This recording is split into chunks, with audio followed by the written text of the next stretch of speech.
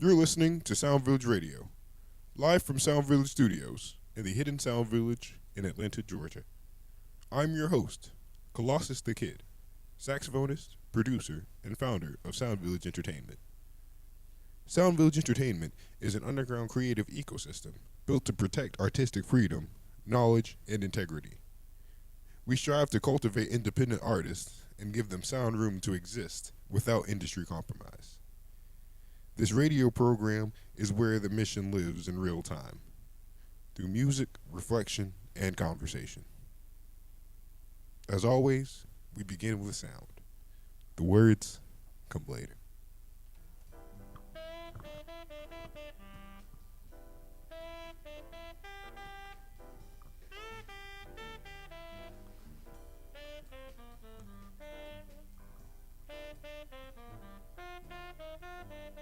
All right. Thank you so much for joining me today. Today I'm going to be doing a presentation of my cultural critique essay that I have entitled The Jazz Problem. Because we do got a problem. We got to talk about it.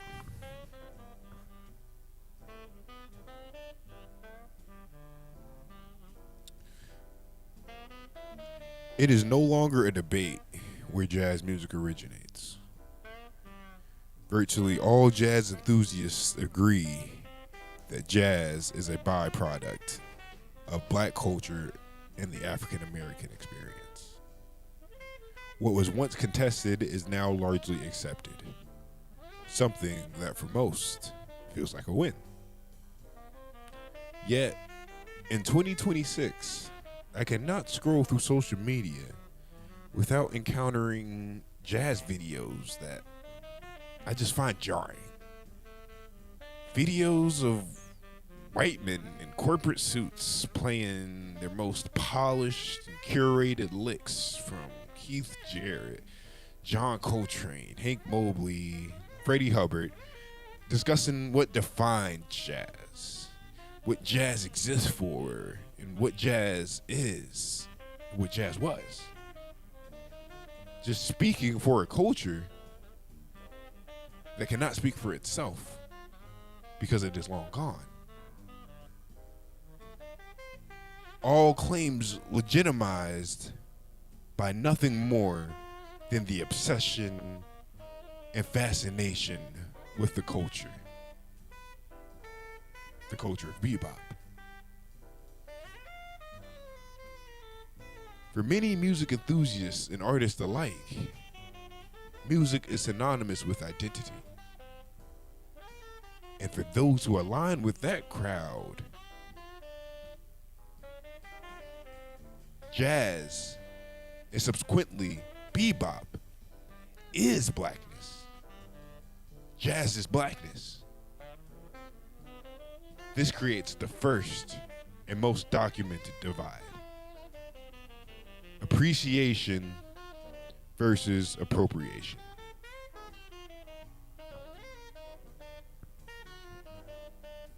What was once meant to protect the integrity of the bebop language in a new age has become nothing more than a musical rite of passage.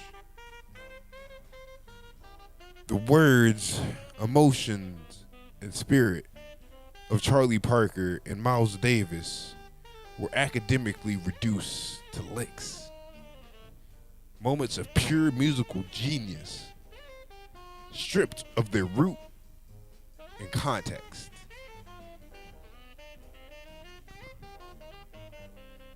In the eyes of white academia, which only accepted the art form after decades of scrutiny and the inclusion of European musicians, these licks were meant to be dissected, replicated, and claimed. The voices and lives of cultural titans were reduced to pages in omnibooks.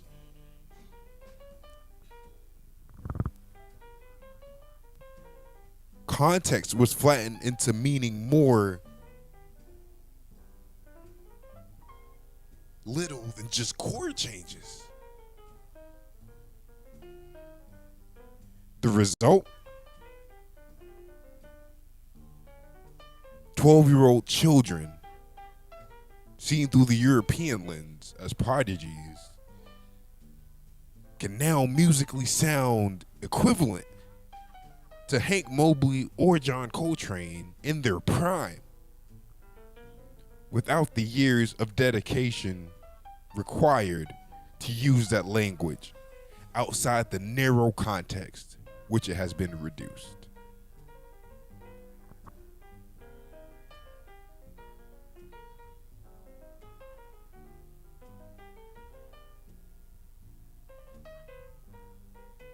The institution rewards mind-numbing, identity-draining repetition. It rewards the academic. The jazz musician is rewarded by following nothing but their ear. It is the jazz academic's dream to internalize the music and the culture so deeply that his hands follow his ear. Fluently, automatically, without thought. Even musicians removed from academia fall into the category of creative academic the moment they accept musicality as the most acceptable defining metric of music. The fatal flaw, however, is this. The creative academic is trained immediately to understand his ceiling.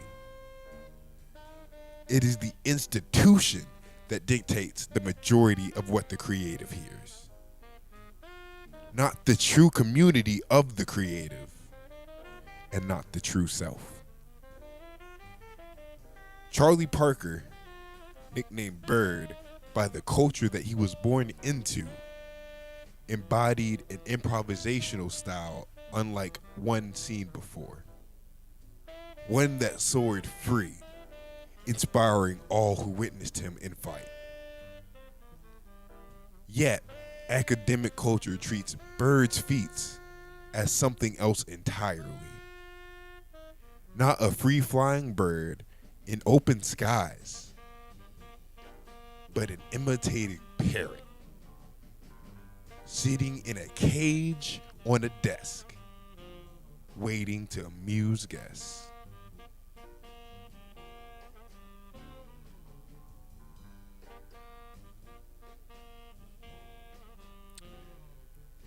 The black academic is the pinnacle creation of the white academia,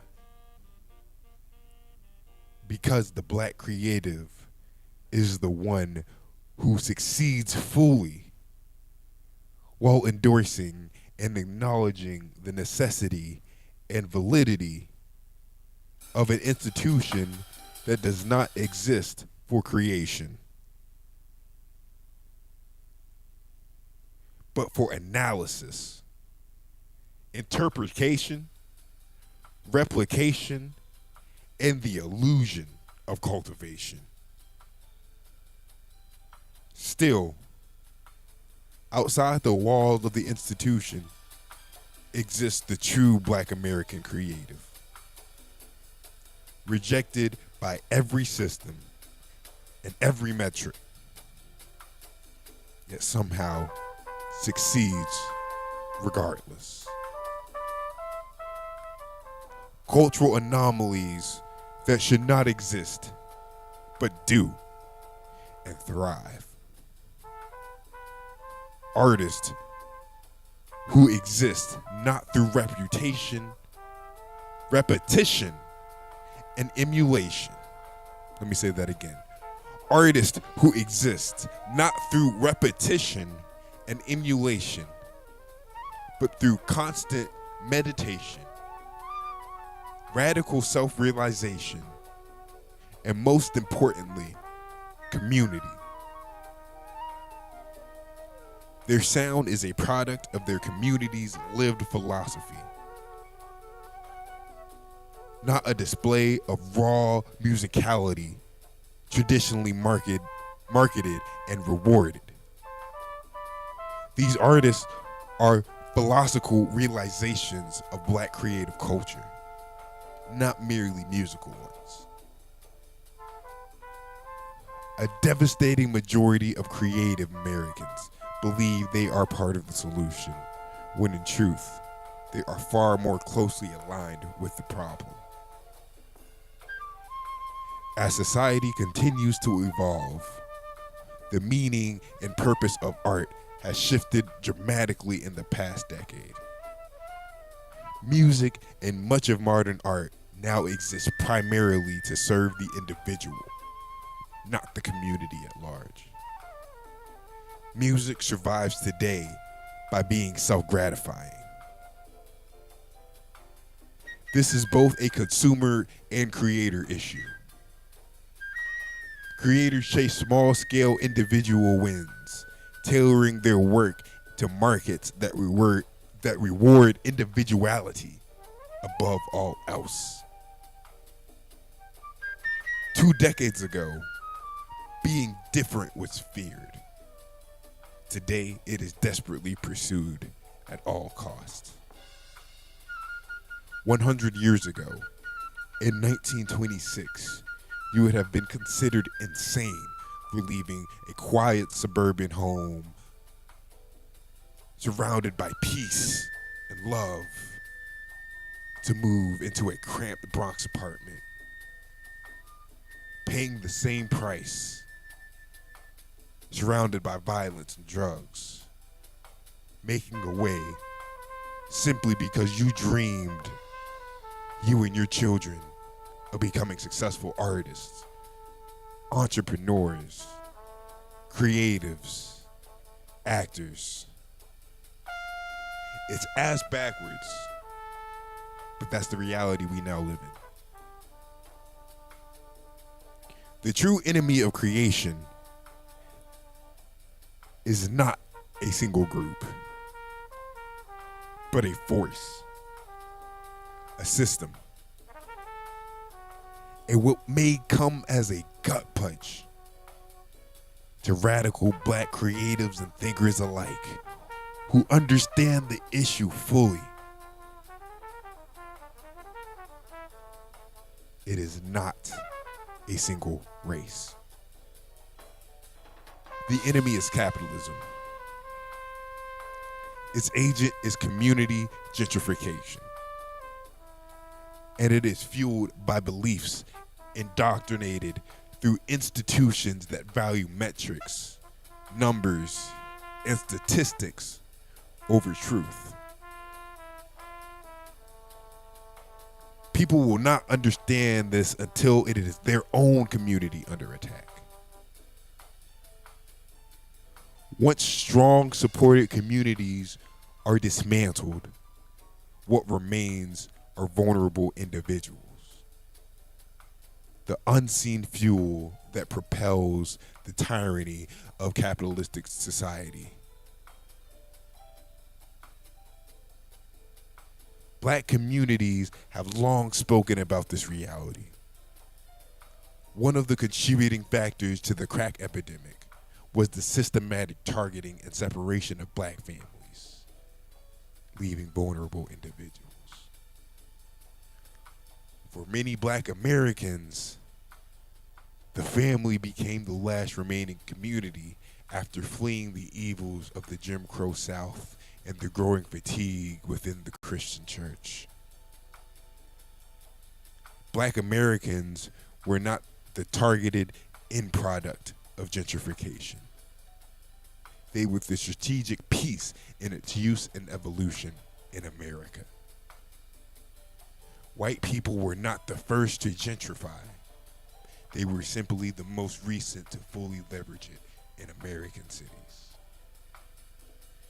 Where 20 years ago, Gentrification was confined to black urban neighborhoods. Today, even white suburban communities find themselves threatened by the same forces. Driven by people who view neighborhoods not as communities, but as metrics and numbers, all used to justify value and false illusions of success and worth.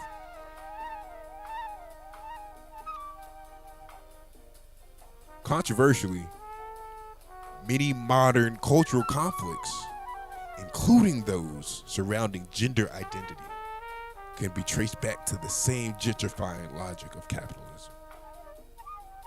Identity itself has become a marketplace. Meaning is no longer discovered through community, history, or lived experience, but increasingly mediated through institutions, consumer products, and social validation. And social validation. Let me say that again. Meaning is no longer discovered through community, history, or lived experience, but increasingly mediated through institutions, consumer products, and social validation. Capitalism, in its essence, does not care what something is. It asks what can be sold to them. In that framework, identity becomes less about truth and more about presentation.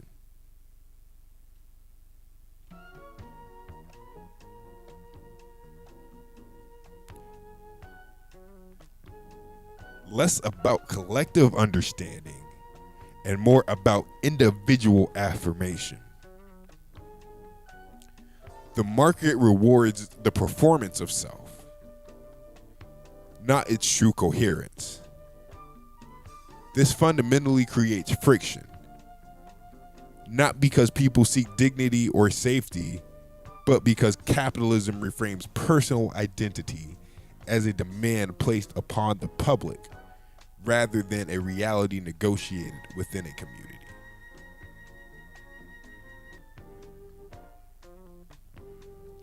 The result is not liberation, but confusion.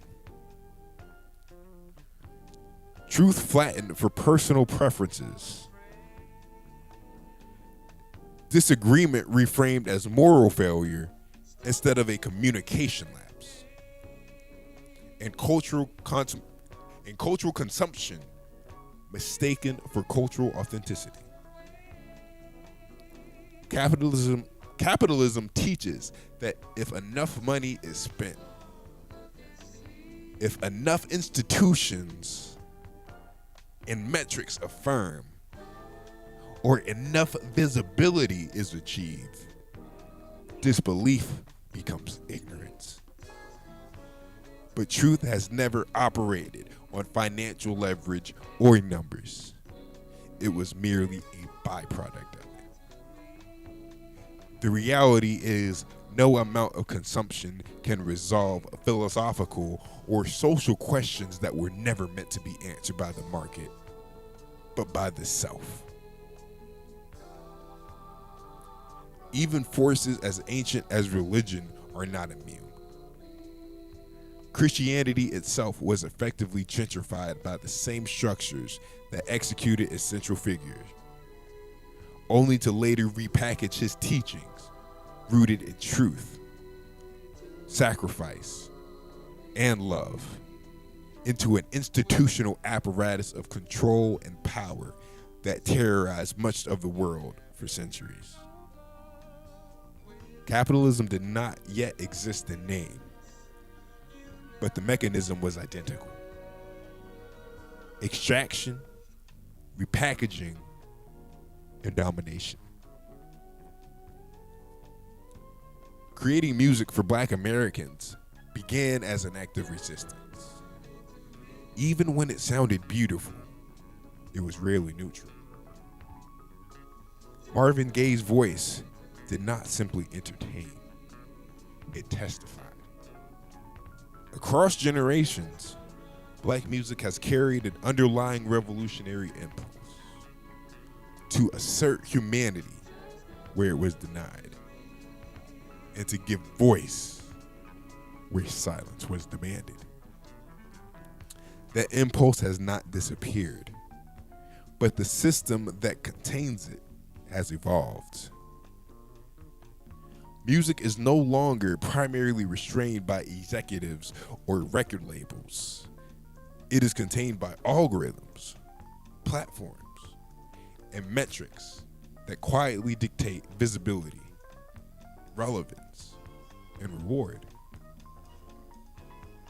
In this environment, creating new music alone is no longer a solution, because the system has already learned how to absorb, flatten, and monetize it. When art is reduced to numbers, context to chord changes, and meaning to engagement, the result is not innovation, but imitation. Soulless, legible, and endlessly reproducible.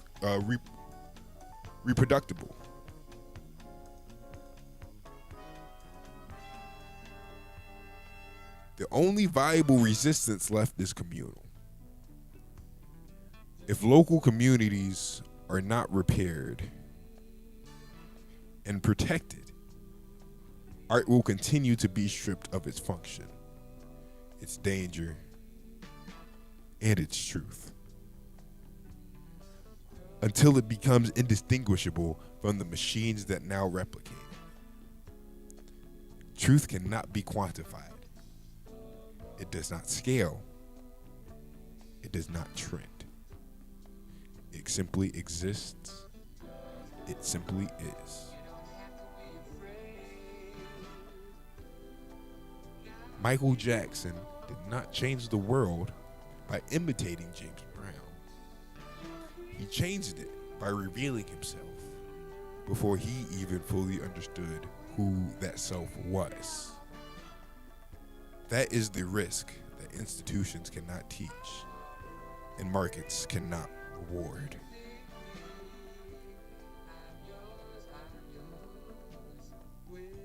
In a world where you can be anything,